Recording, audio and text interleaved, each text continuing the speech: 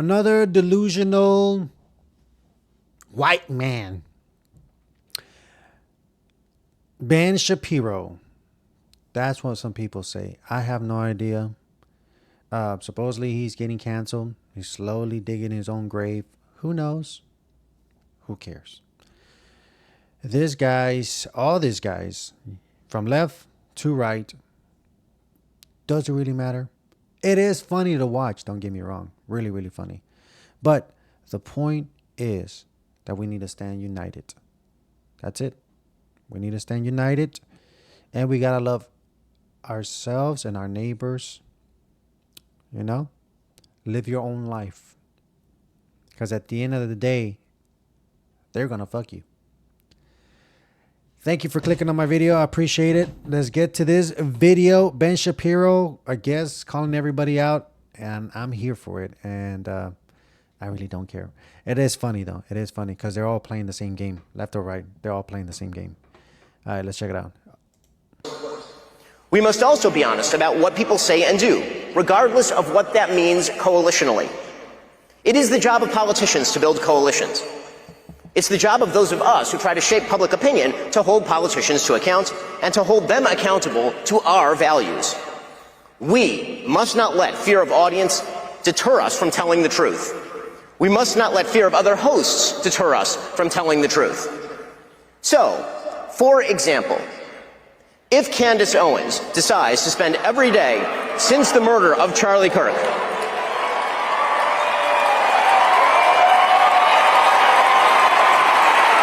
you can't sit here and lie that she hasn't. Since this fool got killed, I get it. R.I.P. to the guy.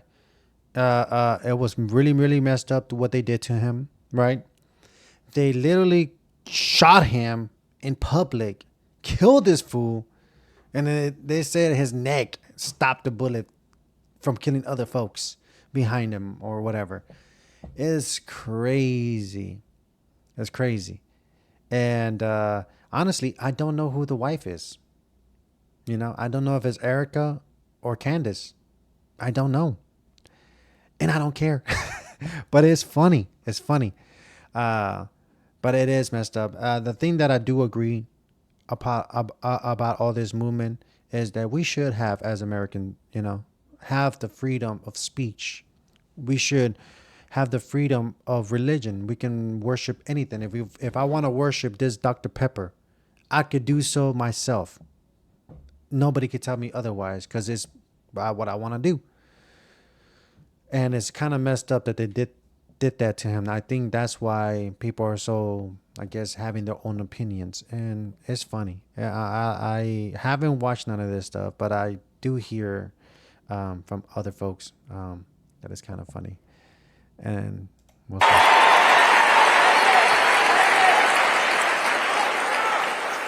So, if Candace Owens decides to spend every day since the murder of Charlie Kirk casting aspersions at TPUSA and the people who work here, who worked with Charlie every single day, his best friends, to cast aspersions at Mikey McCoy and Andrew Colvin and Blake Neff and Tyler Boyer, and yes, at Erica Kirk, and to imply or outright claim complicity in a cover-up over Charlie's murder, to spew absolutely baseless trash implicating everyone from French intelligence to Mossad to members of TPUSA in Charlie's murder or a cover-up in that murder, then we, as people with a microphone, have a moral obligation to call that out by name.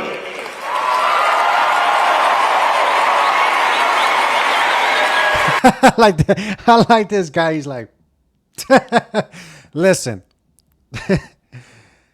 The one thing's for sure is with Candace, I've said it in my other videos, she's vicious.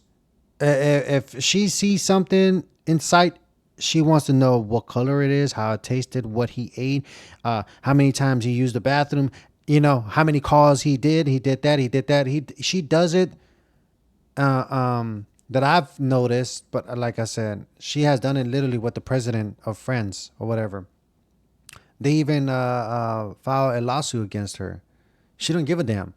So guess what? When she goes on live tomorrow, the 23rd of December, she's going to be talking about, and she's going to be shitting on Ben Shapiro. So, but my question is, don't you have your own platform? Like, you talk about whatever you want to talk about. She could do whatever she wants to talk about. That's what Americans do, you know.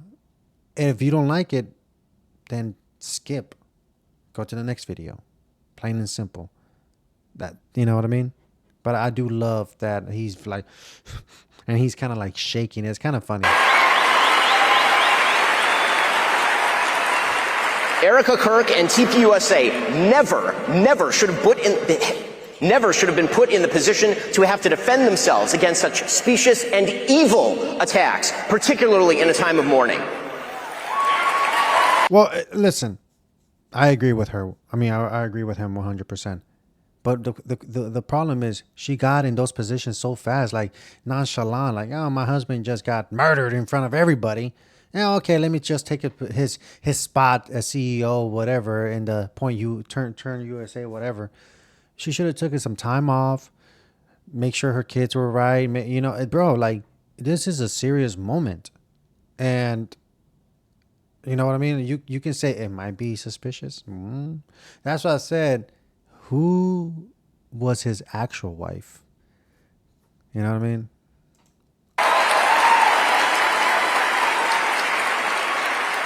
And the people who refuse to condemn Candace's truly vicious attacks, and some of them are speaking here, are guilty of cowardice. Yes, cowardice.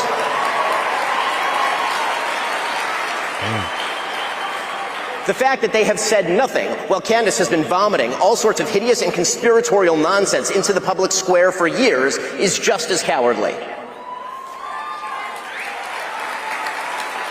Second, because we... Oh, man, you know what would have been... Mwah, if Candace actually spoke on this event, too. Because I heard they had Meghan, Tucker, and I don't know, the vice president. Like I said, I really don't keep up with these guys. You know, it's just funny. It's like siblings fighting with siblings. They have the same commander in chief. You know what I mean? It's kind of like, it don't matter if it was Kamala or it don't matter if it was Trump. You know what I mean? You can't please either side. Either side you cannot please. So that's what I'm saying. I don't get into all this crap. I really don't. Owe you the truth. We owe you the duty to speak out of principle, not personal feeling. It should not matter whether we despise someone or whether we love someone. The question is what they say and what they do, and whether those things are morally decent or not. On a political level, do they foster freedom, justice, and prosperity? On a personal level, do they treat others as they would wish to be treated? Personal feeling is not a substitute for moral judgment. To take again the Candace Owens situation as an example, friendship with public figures who say or do evil things is not an excuse for silence on the matter. Politics is not the sisterhood of the traveling pants. Politics is about principle, and if you are willing to sacrifice basic truth and simple principle in favor of emotional solidarity, you have betrayed your fundamental duty to the American people. Grand Canyon University, our sponsor, is an affordable private Christian. Okay, let's skip this. Let's go back because there we go. Business colleagues. But even if it were true that other public figures were our best friends, our very best friends, that does not relieve us of our duty to speak out of principle and not to cover up evil or shy away from addressing it out of friendship.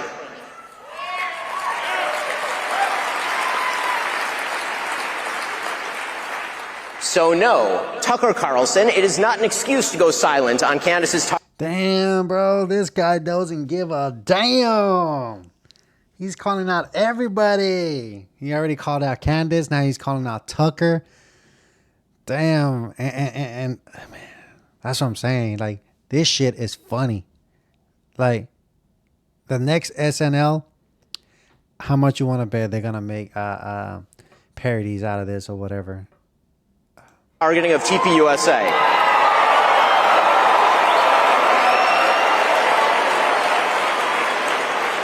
Or to mirror her bullshit lines of questioning because you love Candace personally. The same holds true of Megyn Kelly, a person I consider a friend, characterizing Candace as a young mother and thus shying away from condemning her actions or fibbing about them. That is a non-starter. Meghan Markle is a young mother. Ilhan Omar is a young mother. Damn. Oh, this is funny. I love it. This is my... That doesn't matter. And when Meghan said this week, quote, "My goal and my job here is to try to understand, yes, where Candace is coming from on this," and says she sees no purpose in inserting herself, quote, "into this on one side," that is a moral and logical absurdity. There is only one moral side here, Erica Kirk's side.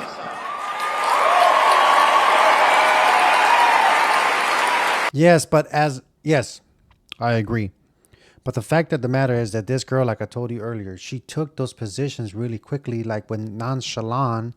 She should have taken time off because she kind of looks very suspicious. And like I said on my last video, they have the same proof that we have. The same videos we have, they have nothing like we don't even know if this guy was...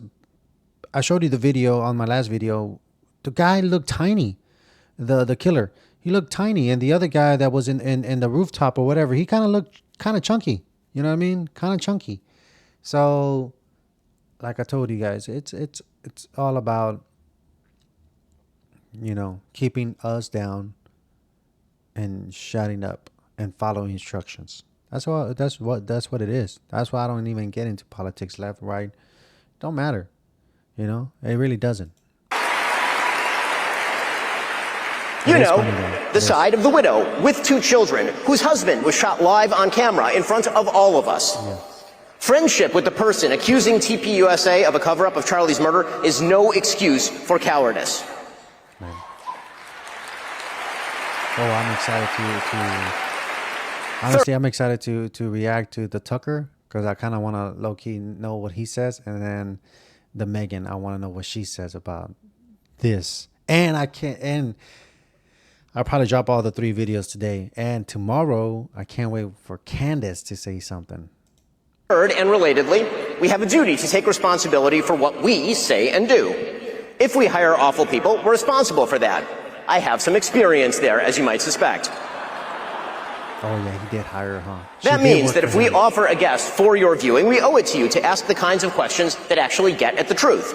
If we agree with the guest, that's fine, but we should own it. And she also got fired. I heard she got fired, and now she's like the #1 podcast away from Joe Rogan. Of course, Joe Rogan, he's #1. But isn't that like, wow, like that's what it is to be an American. You can voice your opinion if people don't like it. So what? So what? But killing the man.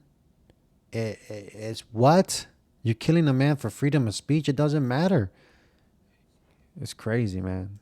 So, for example, if you host a Hitler apologist, Nazi-loving, anti-American piece of refuse like Nick Fuentes... I don't even know who that guy is. I keep hearing about Nick Fuentes. I don't know who he is. Who the hell is he?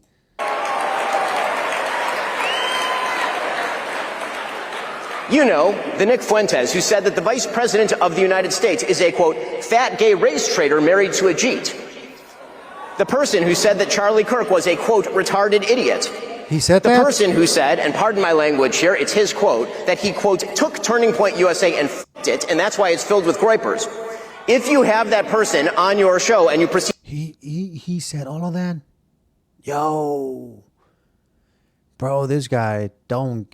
Oh, my God. What the hell are people listening to? Why? What? Oh my God, this is crazy. He says it like that. To glaze him, you ought to own it. Yo.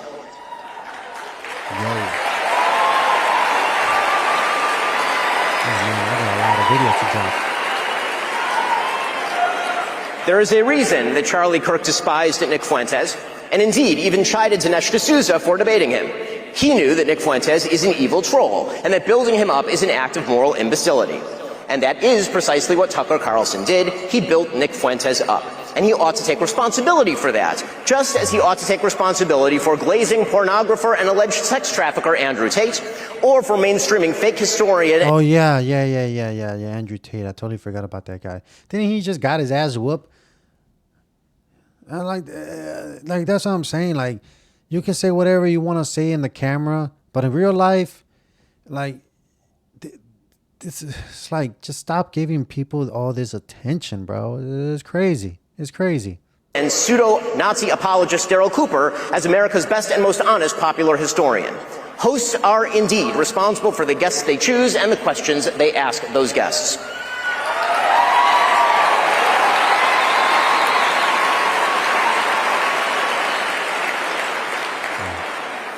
Fourth, because we have a duty to truth, we also have a duty to provide you with evidence of the claims that we make. Yes. Emotive accusations, conspiracy theories, and just asking questions, that's lazy and stupid and misleading. None of them are a substitute for truth. None of them are a substitute for evidence. So, when Candace Owens says, I don't know, but I know, that is retarded. And we are all more retarded for having heard it. See, the problem is, oh my God, this guy.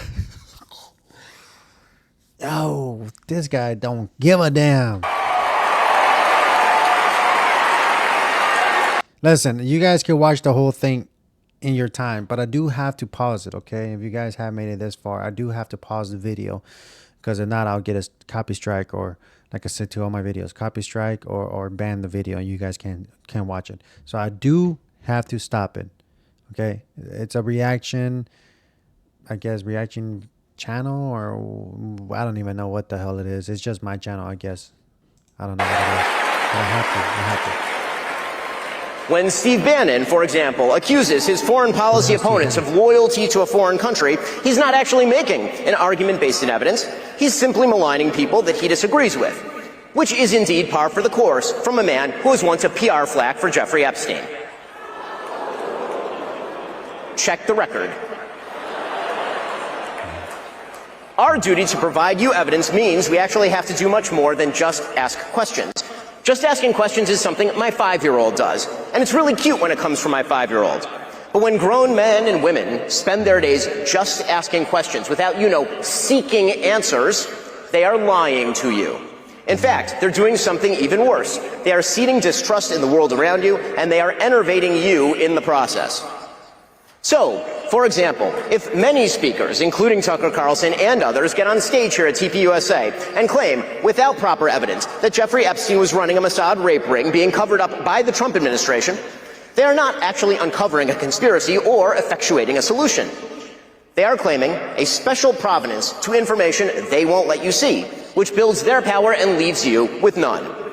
They are also implicating in their speculation actual human beings, good human beings, like Kash Patel and Dan Bongino and Pam Bondi, and yes, the President of the United States, even if they're too cowardly to say President Trump's name.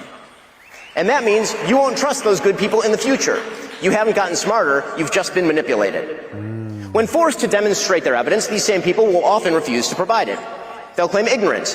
They'll pretend they're outside the system. And they don't have... Well, don't they all claim that they're outside the system? So the system, all of them have claimed that. They all have. They all are in office and in power because they claim the opposite. People are sick and tired of the same BS, the same circle, but they've been doing it for years. That's why I keep telling you guys, if you want to vote, vote. By all means, go ahead. If you want to vote for the left or you want to vote for the right, at the end of the day, what matters is your kids' futures and your future. That's all that matters. Your future and your kids' future. That's all that really matters.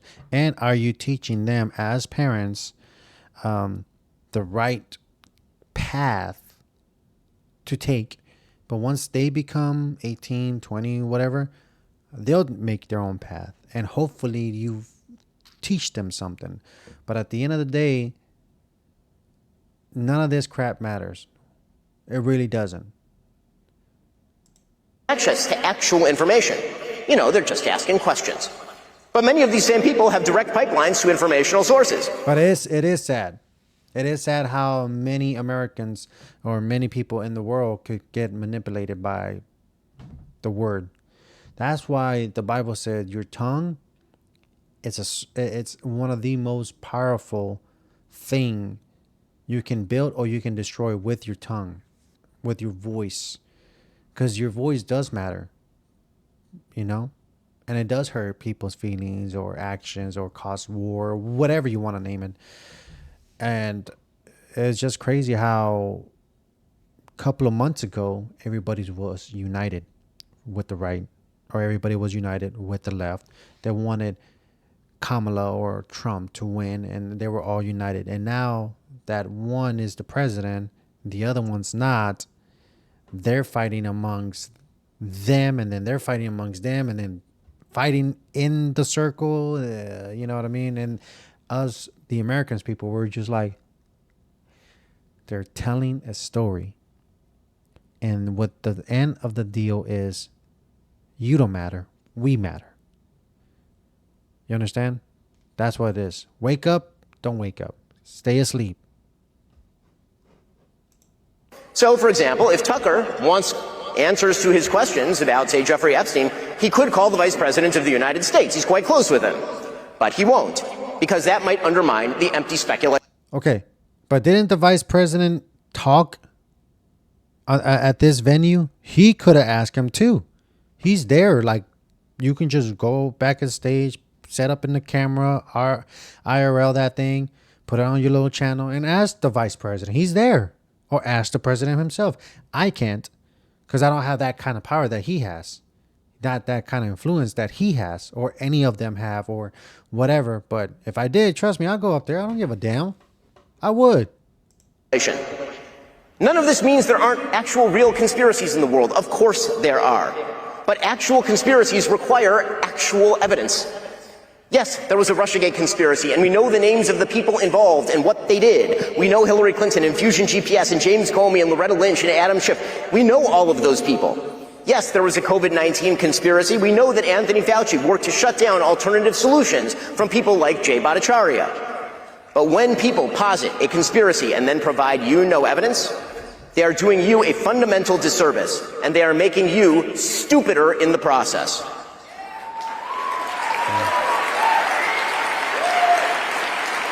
Finally, because it is our job to make the lives of our audience better, right? That's really our job, is to give you more information to make your lives better. Yes. We have a duty to propose solutions. That's why we have to talk about our problems in order to find the solutions. That's what politics was supposed to be about, after all, finding solutions to our common problems. If we speak endlessly about the problems we face, without ever positing a solution other than wrecking the system or centralizing power in a cult-like figure, we are not finding solutions. We are merely making problems worse. Just asking questions, positing vague conspiracies. But anyways, you guys go finish watching it yourselves. This video is too long. All right, bye.